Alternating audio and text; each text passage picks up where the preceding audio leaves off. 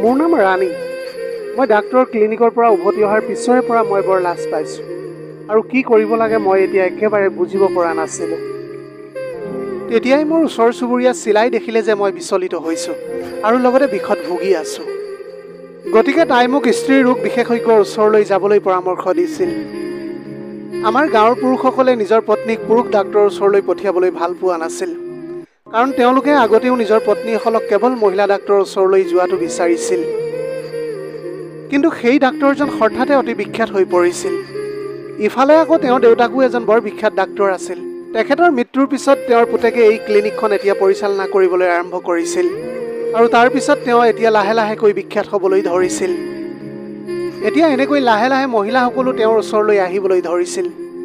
তাৰ পিছত পুৰুষসকলেও নিজৰ পত্নীক তেওঁৰ ওচৰলৈ পঠিয়াবলৈ ধৰিলে। কাৰণটো হ'ল তেওঁ এইখন অঞ্চলৰ একমাত্ৰ স্ত্ৰীৰোগ বিশেষজ্ঞ ডাক্তৰ আছিল। অৱশেষত ময়ো মোৰ স্বামী ৰামক অতি কষ্টৰে পতিয়ন নিয়াই চিলাৰ সৈতে ডাক্তৰৰ ওচৰলৈ গ'লোঁ।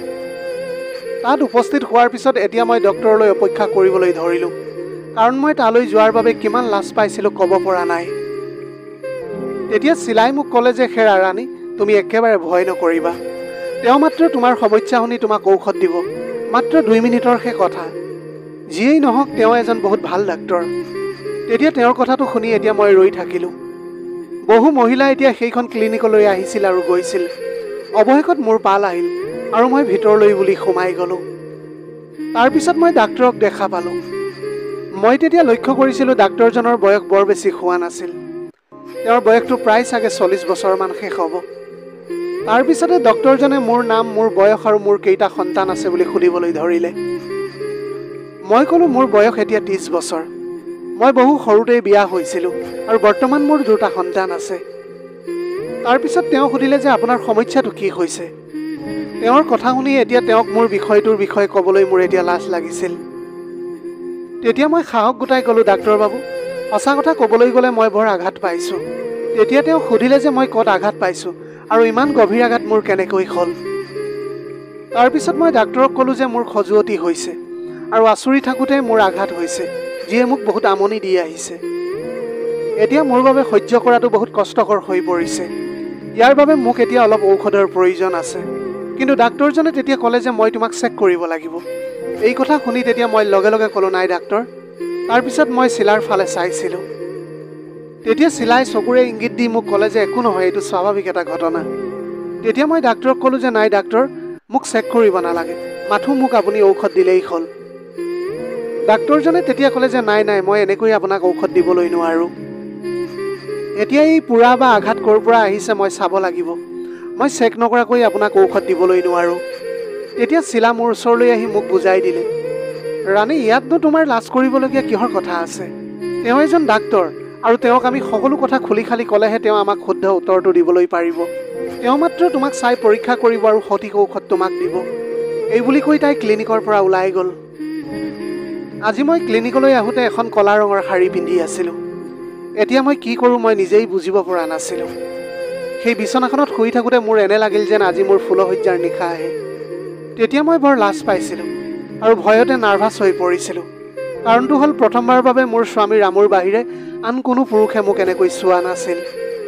তাৰপিছতে ডাক্তৰে গ্লভছ এযোৰ পিন্ধি মোক ক'লে যে ৰাণী, তোমাৰ কাপোৰবিলাক খুলি দিয়া, যাতে মই তোমাক চেক কৰিবলৈ পাৰোঁ।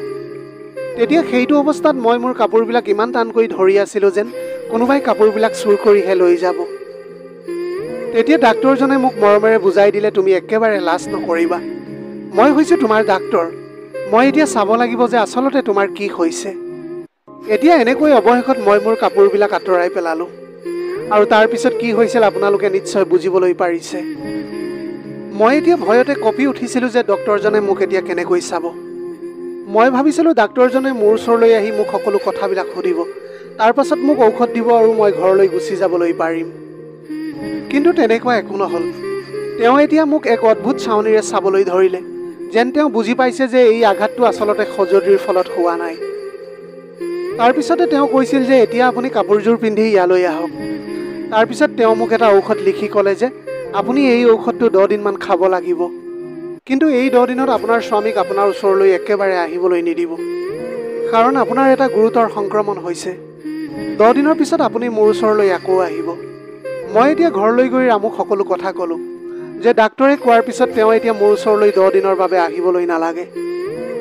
আৰু এনেকৈ 10 দিন এতিয়া মই সকাহ পাবলৈ ধৰিছিলোঁ। এনেকৈ এদিন মই মোৰ ওচৰ চুবুৰীয়া চিলাক ফোন কৰি ক'লোঁ, তুমি মোৰ লগত আকৌ ডাক্তৰৰ ওচৰলৈ আহিবা নেকি? মোৰ চেকআপ কৰা হ'ব বুলি তেওঁ কৈছে। তেতিয়া তাই ক'লে যে নাই ৰাণী, মই আজি যাবলৈ নোৱাৰিম, তাৰ বাবে মই দুঃখিত। মোৰ ল'ৰা ছোৱালীকেইটাৰ বেমাৰ হৈছে, গতিকে মই যিকোনো প্ৰকাৰে যাব নোৱাৰিম তোমাৰ ওচৰলৈ। এতিয়া তুমি ঠাইখিনি যিহেতু চিনিয়েই পোৱা, গতিকে ভয় কৰাৰ কোনো প্ৰয়োজন নাই। সাহস কৰা আৰু অকলে গুচি যোৱা। তাৰপিছত মই অকলে ডাক্তৰৰ ওচৰলৈ গুচি গৈছিলোঁ। ক্লিনিকলৈ অহাৰ পিছত মই এতিয়া ডক্তৰলৈ অপেক্ষা কৰিবলৈ ধৰিলোঁ। অৱশেষত ডক্তৰক মোৰ দেখা দেখি হ'ল। তেওঁ তেতিয়া মোক সুধিলে যে আপোনাৰ ভাল হৈছেনে?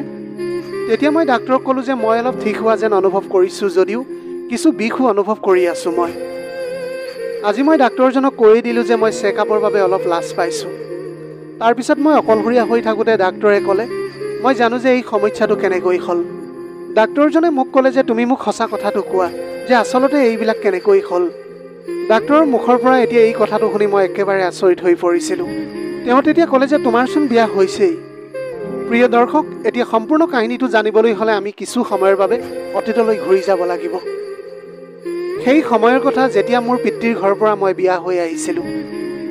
মই এজন সৰু ব্যৱসায়ী ৰামুক বিয়া কৰাইছিলোঁ। তাৰপিছত মই তেওঁৰ পত্নী হ'লোগৈ। স্বামীৰ লগত দিল্লীলৈ আহি এটা সাধাৰণ কলনীত থাকিবলৈ আৰম্ভ কৰিছিলোঁ। সেইটো সময়ত মই পুৰুষৰ বিষয়ে একো বেছি জনা নাছিলোঁ। স্বামী স্ত্ৰীৰ সম্পৰ্কও তেতিয়া মই ভালদৰে বুজি পোৱা নাছিলোঁ। তাৰপিছত মই মোৰ ওচৰ চুবুৰীয়া চিলাক লগ পাইছিলোঁ। তাই এতিয়া মোক সকলো শিকাই কৈছিল। সেই সময়ত ৰামুৰ লগত মোৰ সম্পৰ্ক ভাল হওক বা বেয়া হওক মই বুজি পোৱা নাছিলোঁ। তেতিয়া চিলাই মোক সাহস দি কৈছিল যে তুমি এইবিলাকত একেবাৰে চিন্তা নকৰিবা। তাই লগতে মোক কৈছিল যে তাই ইণ্টাৰনেটত পুৰুষৰ লগত কথা পাতে। তাই মোক কিছুমান চিনেমাও দেখুৱাইছিল। প্ৰথমবাৰৰ বাবে মই জীৱনত এনেকুৱা চিনেমা চাইছিলোঁ। সেইবিলাক চিনেমা দেখি এতিয়া মই আচৰিত হৈ পৰিছিলোঁ। তেতিয়া সেইবিলাক দেখি এতিয়া মোৰ চকু দুটা সম্পূৰ্ণৰূপে ডাঙৰ হৈ পৰিছিল। কাৰণ মই তাত দেখিছিলোঁ বিভিন্ন আকাৰ আৰু বিভিন্ন ষ্টাইলৰ তাত ষ্টাইল আছিল। তাৰপিছতে মই চিলাক সুধিলোঁ যে সকলো পুৰুষে এনেকুৱাই কৰে নেকি? তেতিয়া মই তাইক ক'লোঁ যে এইবিলাক কাম 2 ঘণ্টা ধৰি কৰি থাকেনে 2 মিনিটতে শেষ হয়? এই কথাত তেতিয়া চিলাই হাঁহি হাঁহি ক'লে যে তোমাৰ হাজবেণ্ড ৰামুৱে কি 2 মিনিটতে তোমাৰ লগত শেষ কৰি পেলাই নেকি? তেতিয়া মই চিলাক ক'লোঁ যে সি মোৰ লগত 2 মিনিটতকৈ বেছি দেৰি টিকি থাকিবলৈ নোৱাৰে। তেতিয়া চিলাই মোক সকলো কথা ক'বলৈ ধৰিলে। তাই মোক বহুত কথা সুধিলে আৰু তাৰপিছত পুৰুষৰ সকলো কথা বুজাই দিবলৈ ধৰিছিল। তাই মোক সেইটো সময়ত কৈছিল যে কিছুমান পুৰুষে 2 মিনিটতে কাম শেষ কৰি দিয়ে, কিন্তু কিছুমানে বহু দেৰিলৈকে কৰিয়েই থাকে। আৰু এনেকৈ তাই মোক এতিয়া বহুত কথাই শিকাই গৈছিল। তেতিয়া মই বুজিলোঁ যে ৰামৰ লগত থাকি এতিয়া মোৰ বহুতখিনি মিছ কৰিছোঁ। এতিয়া মই সেই মৰম আৰু সেই অনুভৱ পোৱা নাছিলোঁ, আচলতে যিটো মই বিচাৰি আছিলোঁ। কাৰণ ৰামুৱে এতিয়া 2 মিনিটতে সেইবিলাক কাম কৰি এফালে শুই যায়। তাৰপিছত মই এখন চিনেমাত দেখিছিলোঁ যে মহিলাসকলে আচলতে কেনেকৈ নিজকে সুখী কৰে। কাৰণ যেতিয়া তেওঁলোকে স্বামীৰ পৰা সেই সুখ নাপায়, তেতিয়া মই দেখিছিলোঁ যে এগৰাকী মহিলাই কিছুমান বস্তু ব্যৱহাৰ কৰি নিজকে সন্তুষ্ট কৰি থাকে। এইটো দেখি এতিয়া মোৰো এটা মনলৈ চিন্তা আহিল যে ময়ো কিয় এনেদৰে কৰিবলৈ নোৱাৰোঁ। তাৰপিছত যেতিয়াই ৰামু কামলৈ গুচি গৈছিল বা ৰাতি 2 মিনিট কাম শেষ কৰি যোৱাৰ পিছত মই নিজকে সন্তুষ্ট কৰিবলৈ ধৰিলোঁ। কিন্তু এইবিলাক সঁজুলি ব্যৱহাৰ কৰাৰ পাছত মই অনুভৱ কৰিবলৈ পাৰিলোঁ যে মই কিছু আঘাত পাইছোঁ। সেইবাবেহে এতিয়া ডাক্তৰে বুজি পাইছিল যে মোৰ আঘাতটো আচলতে সঁজুলিৰ বাবে নহয়, মোৰ এই আঘাতটো বেলেগ এটা কাৰ্যৰ বাবে শেষ হৈছে। এতিয়া ডাক্তৰজনে এতিয়া সকলোবিলাক কথা বুজি পাই ক'লে যে ৰাণী, তুমি আৰু এনেবিলাক কাম কেতিয়াও নকৰিবা। যিহেতু তেওঁ এগৰাকী স্ত্ৰীৰোগ বিশেষজ্ঞ আছিল, গতিকে তেওঁ সকলো বুজি পাইছিল। কাৰণ সেইটো সময়ত আঘাতৰ বাবে মোৰ বহুত ঘৰ্ষণ হৈছিল। তাৰপিছত মই ডাক্তৰক ক'লোঁ যে সঁচা কথা ক'বলৈ হ'লে মই সঁচাকৈ বিচলিত হৈ পৰিছোঁ। তেতিয়া ডাক্তৰে ক'লে যে ৰাণী, মই সবিশেষ এতিয়া তোমাৰ পৰা শুনিবলৈ নিবিচাৰোঁ। কাৰণ মই বুজি পাইছোঁ যে তুমি এতিয়া বিয়া হৈছা আৰু এনে লাগে যে তুমি সেই সুখ পোৱা নাই যিটো তুমি পোৱা উচিত আছিল। তেতিয়া মই অলপ সাহস পাইছিলোঁ আৰু ক'লোঁ যে হয় ডাক্তৰ, এইটো আপুনি সঁচা কথাই কৈছে। সেইকাৰণে মই বিচাৰোঁ যে মোৰ স্বামী কেনেবাকৈ ভাল হওক, কাৰণ ময়ো আন মহিলাৰ দৰে মোৰ স্বামীৰ সৈতে সুখী জীৱন যাপন কৰিবলৈ বিচাৰোঁ। এই বিষয়ে ডাক্তৰে ক'লে যে ঠিক আছে, ভগৱানে সকলো ঠিক কৰি দিব। মই তোমাক এতিয়া এজন ডাক্তৰৰ এটা কাৰ্ড দিম। তুমি এতিয়া এই কাৰ্ডটো লৈ তোমাৰ স্বামীক সেই ডাক্তৰজনৰ ওচৰলৈ লৈ যোৱা আৰু এসপ্তাহৰ পিছত তুমি মোৰ ওচৰলৈ আহিবা। তেতিয়া মই ডাক্তৰক পুনৰ সুধিলোঁ যে মই আকৌ আহিব লাগিব নেকি। তেতিয়া তেওঁ ক'লে যে হয়, মই শেষবাৰৰ বাবে পৰীক্ষা এটা কৰিব লাগিব, কাৰণ এতিয়াও কিছু সংক্ৰমণ বাকী আছে। এনেকৈ পুনৰবাৰ মই তেওঁৰ ওচৰলৈ আহিছিলোঁ। তেওঁ তেতিয়া মোক এটা ঔষধ দিলে আৰু ঔষধটো লৈ মই ঘৰলৈ বুলি গুচি গ'লোঁ। এতিয়া মই ডাক্তৰজনে দিয়া পৰামৰ্শ অনুসৰি মলমটো ব্যৱহাৰ কৰিবলৈ ধৰিলোঁ। কিন্তু মই কি ক'ম, সেই শেষৰ চেকআপটোৰ পৰা মই অস্থিৰ হৈ পৰিছিলোঁ।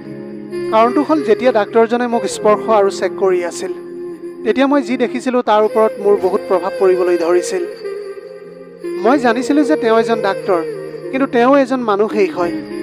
তেওঁ নিশ্চয় সেয়াই অনুভৱ কৰি আছিল। এনেকৈ ঘৰলৈ অহাৰ পিছত এদিন মই মোৰ ওচৰ চুবুৰীয়া চিলাক ক'লোঁ।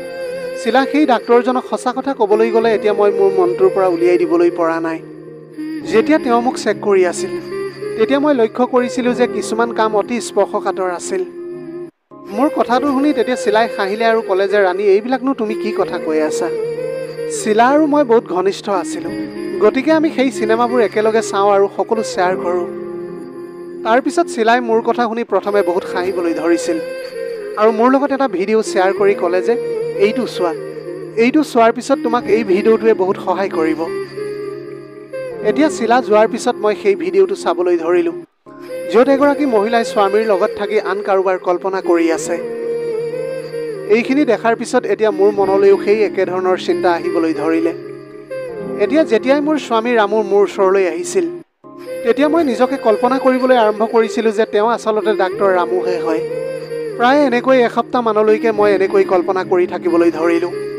মই এতিয়া পুনৰ এবাৰ চেকআপ কৰিম বুলি ডক্তৰৰ ওচৰলৈ আহিছিলোঁ। সেইটো সময়ত অভিজ্ঞ চিলাই মোক বুজাইছিল যে তুমি এইবাৰ তেনেকৈ তালৈ নাযাবা, বৰঞ্চ এইবাৰ তুমি কইনাৰ দৰে সম্পূৰ্ণ সাজি কাচি পিন্ধি যোৱা।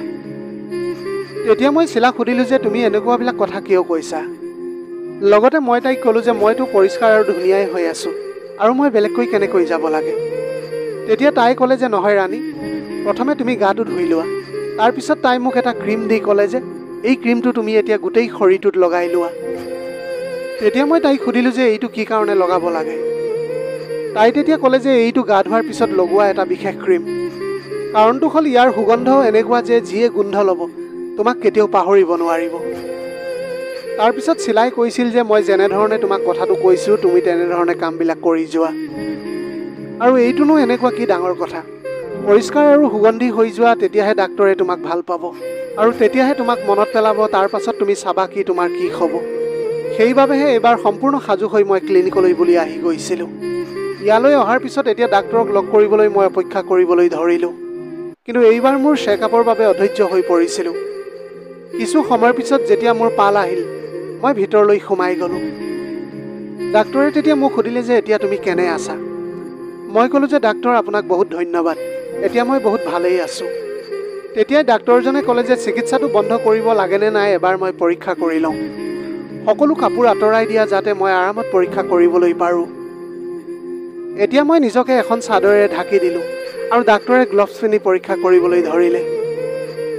তেতিয়া তেওঁ সেই ক্ৰীমটোৰ সুগন্ধি ইমানেই অনুভৱ কৰি আছিল যে মই এতিয়া আপোনালোকক ভাষাৰে বুজাব নোৱাৰোঁ। যিটো ক্ৰীমৰ বিষয়ে চিলাই কৈছিল যে ই অতি বিশেষ, মই এতিয়া নিজে ইয়াৰ সুগন্ধিত আবদ্ধ হৈ পৰিছিলোঁ। এতিয়া ডাক্তৰজনেও অস্থিৰ অনুভৱ কৰিছিল, কাৰণ তেওঁ মোক পৰীক্ষা কৰি থাকোঁতে মোৰ এটা অদ্ভুত অনুভৱ হৈছিল। এইবাৰ বিষ নাছিল যদিও মই বহুত সুখী হৈ পৰিছিলোঁ। সেইটো সময়ত মই এতিয়া চকু দুটা মুদি দিছিলোঁ। তাৰপিছত চেকআপ শেষ হোৱাৰ পিছতো মই গম পোৱা নাছিলোঁ যে কেতিয়া শেষ হৈ গ'ল। যেতিয়া ডাক্তৰজনে ক'লে যে মেডাম আপোনাৰ চেকআপ শেষ হৈ গ'ল, আপুনি কাপোৰ পিন্ধি লওক, তেতিয়া সেইটো সময়ত মোৰ বহুত লাজ লাগিছিল। কাৰণটো হ'ল তেওঁ মোৰ সন্মুখতে থিয় হৈ আছিল। হঠাতে মোৰ চকুত তেওঁৰ এটা দেখি নোপোৱা বস্তু মোৰ দেখিবলৈ ধৰিলোঁ। সেইটো দেখি এতিয়া মই সপোনতো ভবা নাছিলোঁ যে সেই বস্তুটোৰ আকাৰ ইমান ডাঙৰ হ'ব বুলি। তেতিয়া মই মনতে ভাবিলোঁ যে এইটোৱে সেইটো চাইজ যিটো মই চেষ্টা কৰিবলৈ বিচাৰিছিলোঁ। এতিয়া চেকআপ কৰি ঘৰলৈ আহিলোঁ যদিও ডাক্তৰজন মোৰ মনৰ পৰা ওলাই যোৱা নাছিল। সেইবাবে চিলাক মই এতিয়া সকলো কথা কৈছিলোঁ। আমি নতুন নম্বৰ এটা লৈ মই তেওঁক এতিয়া ফোন কৰিবলৈ ধৰিলোঁ। তেতিয়াই গম পালোঁ যে ডাক্তৰজন বিয়া হোৱা নাছিল, আৰু যিয়েই নহওক এনে মেছেজ আৰু কথা বতৰাৰ কোনো পুৰুষে নিশ্চিতভাৱে ৰিপ্লাই দিয়াটো স্বাভাৱিক কথা আছিল। কিন্তু তাৰপিছতে তেওঁ বাৰে বাৰে সুধিবলৈ ধৰিলে যে মই জানিব বিচাৰোঁ আচলতে তুমি কোন। মই তেতিয়া তেওঁক ক'লোঁ যে মই ৰাণী, যিয়ে তোমাৰ ওচৰলৈ চেকআপ কৰিবলৈ গৈছিলোঁ। আপোনাৰ এতিয়া কিবা মনত পৰিছেনে? কথাটো শুনাৰ পিছত ডাক্তৰজনে ক'লে, ৰাণী, মই কেৱল এতিয়া তোমাকেই বিচাৰি আছিলোঁ। মই বিচাৰিছিলোঁ তুমি আকৌ বেমাৰত পৰি মোৰ ওচৰলৈ আহা। এই কথাটো শুনি এতিয়া মই আচৰিত হৈ পৰিছিলোঁ আৰু মই ডাক্তৰক সুধিলোঁ যে সঁচাকৈ কৈছেনে আপুনি? তেওঁ তেতিয়া ক'লে যে হয়, তোমাক দেখাৰ পিছৰে পৰা তুমি মোৰ মনৰ পৰা একেবাৰে ওলাই যাবলৈ পৰা নাই। বিশেষকৈ যেতিয়া মই গম পালোঁ যে তোমাৰ স্বামীয়ে তোমাক একেবাৰে সুখ দিবলৈ পৰা নাই। এতিয়া ডাক্তৰৰ কথা শুনি মোৰ অনুভৱ হ'বলৈ ধৰিলে যে ডাক্তৰজনক বাহিৰৰ পৰা বহুত ডিচেণ্ট দেখা যায়, কিন্তু ভিতৰৰ পৰা তেওঁৰ অনুমানটো অলপ বেলেগ ধৰণৰ আছিল। তেতিয়া ডাক্তৰজনে ক'লে যে মই তোমাক লগ কৰিবলৈ বিচাৰোঁ। ময়ো তেওঁক মনত ৰাখি ভাবিলোঁ যে এতিয়া মই তেওঁৰ লগত সেই অনুভৱটো পাবলৈ বিচাৰোঁ। এতিয়া মই কথাটো চিলাক কৈছিলোঁ। মই চিলাক কৈছিলোঁ যে মই আকৌ এবাৰ চেকআপ কৰিবলৈ যাওঁ তেওঁৰ ওচৰলৈ। আচল কথাটো হ'ল এতিয়া মই সেই ডাক্তৰজনৰ পৰা সেই সকলোবিলাক পাবলৈ আগ্ৰহী হৈ পৰিছোঁ। মোৰ কথাটো শুনি এতিয়া চিলাই খিলখিলাই হাঁহিবলৈ ধৰিলে আৰু মোৰ কথাটো শুনি ক'লে যে ৰাণী, তুমি এতিয়া বহু দূৰলৈকে কিন্তু গতি কৰিছা। আগতে তুমি একো গম পোৱাই নাছিলা, এতিয়া আকৌ তোমাৰ কি হ'বলৈ ধৰিছে? এই কথাটোত মই ক'লোঁ যে সঁচা কথা ক'বলৈ গ'লে মই এই সকলোবোৰৰ পৰা মোৰ এতিয়া বহুত ভাল লগা আৰম্ভ হ'বলৈ ধৰিছে। ইয়াৰ পিছত ডাক্তৰ আৰু মই ফোনত বহুত কথা পাতিছিলোঁ। তেওঁ মোক লগ কৰিবলৈ ক'লে, কিন্তু মোৰ এটা সেইটো সময়ত চৰ্ত আছিল। চৰ্তটো আছিল যে মই কেৱল তেওঁক সেই তেওঁৰ ক্লিনিকখনতহে লগ পাম। কাৰণটো হ'ল ইতিমধ্যে মোৰ বিয়া হৈ গৈছে, গতিকে তেওঁক আন ক'ৰবাত লগ পোৱাটো মোৰ বাবে একেবাৰে ঠিক নহ'ব। মই এতিয়া চেকআপৰ অজুহাতত ক্লিনিকলৈ যাবলৈ ধৰিলোঁ। তাৰপিছত মই সিদ্ধান্ত ল'লোঁ যে আজি মই শেষ ৰোগী হিচাপে ভিতৰলৈ যাম। গতিকে মই বাকী সকলো ৰোগী যোৱালৈ অপেক্ষা কৰিবলৈ ধৰিলোঁ। তেতিয়া ইতিমধ্যে যথেষ্ট দেৰি হৈ গৈছিল। ডাক্তৰজনৰ লগত থকা নাৰ্ছগৰাকীৰো এটা অভ্যাস আছিল যে তাই শেষ চেকআপৰ আগতে সদায় নিজৰ ঘৰলৈ গৈছিল, কাৰণটো তাইৰ ল'ৰা ছোৱালীৰ ওচৰলৈ যাবলগীয়া হৈছিল। তেতিয়া তাইক ডাক্তৰজনে কৈছিল যে তুমি এতিয়া যোৱা, মই চেকআপৰ পিছত ক্লিনিকখন নিজেই বন্ধ কৰি গুচি যাম। অৱশেষত এনেকৈ শেষগৰাকী ৰোগী ময়েই আছিলোঁ। গতিকে ডাক্তৰে দুৱাৰখন বন্ধ কৰি দিলে। তাৰপিছত আমি কথা পাতিবলৈ ধৰিলোঁ। এতিয়া মই ডাক্তৰজনক কেনেকৈ ক'ম মই কিমান মিছ কৰিছোঁ সেই মুহূৰ্তটো, আৰু মই অধৈৰ্য হৈ পৰিছিলোঁ। যেতিয়া ডাক্তৰজনে কেনে আছা বুলি সুধিছিল, মই ক'লোঁ, ডাক্তৰ, সঁচা কথা ক'বলৈ গ'লে মই এতিয়াও অলপ বিষ অনুভৱ কৰি আছোঁ। কিন্তু সত্য কথাটো আছিল মোৰ কোনো বিষেই নাছিল। মই তেনেকৈ এই কাৰণেই ক'লোঁ, আচলতে সেই অনুভৱটো মই আকৌ অনুভৱ কৰিবলৈ বিচাৰিছিলোঁ। তেতিয়াই ডাক্তৰজনে মোক এনেকৈ পৰীক্ষা কৰিবলৈ ধৰিলে যে মই মোৰ সেই শব্দবিলাক বন্ধ কৰিবলৈ নোৱাৰিলোঁ। মই এতিয়া লক্ষ্য কৰিছিলোঁ যে ডাক্তৰজনো উত্তেজিত হৈ পৰিছে। কাৰণটো হ'ল ডক্তৰজনৰ সেই বিশেষ বস্তুটো দেখাৰ পিছত মই অনুভৱ কৰিছিলোঁ যে মই আৰু এতিয়া একেবাৰে ৰৈ থাকিবলৈ নোৱাৰোঁ। গতিকে এইটো দৃশ্য দেখি ময়ো মোৰ কাৰ্য বৃদ্ধি কৰিবলৈ ধৰিলোঁ। যেতিয়ালৈকে ডাক্তৰে নিজকে ৰখাব নোৱাৰিলে, তাৰপিছত তেওঁ চেকআপ এৰি আন কিবা এটা কৰিবলৈ ধৰিছিল, যিটো মোৰ আৰু বেছি ভাল লাগিবলৈ ধৰিল। অৱশেষত সকলো সম্পূৰ্ণ হ'ল যিটো মই বিচাৰিছিলোঁ। সেইদিনা মই বহুত সুখী হৈ পৰিছিলোঁ। গতিকে মই সিদ্ধান্ত লৈছিলোঁ যে মই সদায় তেওঁৰ লগত একেদৰেই কৰিম আৰু তেওঁক বাছি ল'ম। সেইটো মুহূৰ্তৰ পৰাই মই মোৰ নিজৰ স্বামী ৰামুক মনৰ পৰা আঁতৰাই পেলাইছিলোঁ। ইয়াৰ পিছতো এইবোৰ বিষয়ত অতি অভিজ্ঞ চিলাই মোক প্ৰতিবাৰেই নতুন সাজ পোছাক পিন্ধিবলৈ পৰামৰ্শ দিছিল। তাই কৈছিল, এইটো পিন্ধা বেবীডল, সেইটো পিন্ধা, সেই সুগন্ধিটো তুমি তলত লগাই লোৱা। তাৰপিছত এতিয়া চিলাই কোৱাৰ ধৰণে ময়ো কামবিলাক কৰিবলৈ ধৰিলোঁ। ময়ো প্ৰতিবাৰেই অজুহাত দেখুৱাইছিলোঁ যে মোৰ কিবা এটা সমস্যা হৈছে, আৰু মই শেষ ৰোগী হিচাপে ডাক্তৰৰ ক্লিনিকলৈ কেতিয়াবা কেতিয়াবা যাবলৈ ধৰিলোঁ। এই ধৰণে আমি এতিয়া ইজনে সিজনৰ অন্তৰংগ মুহূৰ্তবিলাক আনন্দ ল'বলৈ ধৰিছিলোঁ। তাৰপিছত এদিন চিলা আৰু মই একেলগে এখন চিনেমা চাইছিলোঁ। সেই চিনেমাখনত আমি পুৰুষৰ বিভিন্ন আকাৰ দেখিছিলোঁ। ইয়াৰ পিছত লাহে লাহে মই ডাক্তৰৰ পৰাও এতিয়া বিৰক্ত হ'বলৈ ধৰিলোঁ। মোৰ এতিয়া অনুভৱ হ'বলৈ ধৰিলে যে এতিয়া মই আন কাৰোবাকহে চেষ্টা কৰি চাবলৈ লাগে। কথাটো শুনাৰ পিছত চিলাই ক'লে যে কোনো সমস্যা নাই ৰাণী, তুমিও মোৰ দৰে কৰা। মই প্ৰতিবাৰে ইণ্টাৰনেটলৈ যাওঁ। স্বামীক লৈ যেতিয়াই বিৰক্তিকৰ হওঁ তেতিয়াই ইণ্টাৰনেটত নতুন কাৰোবাৰ লগত কথা পাতোঁ। মই তাইক সুধিলোঁ, কিন্তু কেনেকৈ? চিলাই ক'লে, কেমেৰাত সকলো ঘটে ৰাণী। মই ক'লোঁ, কেমেৰাতনো এনেকুৱা কেনেকৈ হ'ব পাৰে? তাই তেতিয়া ক'লে, ৰাণী, সকলো হ'ব পাৰে। গতিকে তুমি বিচৰা ধৰণে নিজকে প্ৰস্তুত কৰা। ময়ো একে কাম কৰিবলৈ এতিয়া ধৰিছিলোঁ। তাৰপিছত তাই মোক তাইৰ সকলো কৌশল শিকাবলৈ ধৰিলে। কেমেৰাটো তেতিয়া মই খুলিছিলোঁ। মানুহে মোক কেমেৰা অন কৰিবলৈ ক'লে, মোক বিশেষ কাপোৰ পিন্ধিবলৈ কৈছিল। যদিও এইটো আছিল সম্পূৰ্ণ নতুন আৰু অদ্ভুত অভিজ্ঞতা। এতিয়া এইটো কাম কৰি ময়ো ভাল পাবলৈ ধৰিছিলোঁ।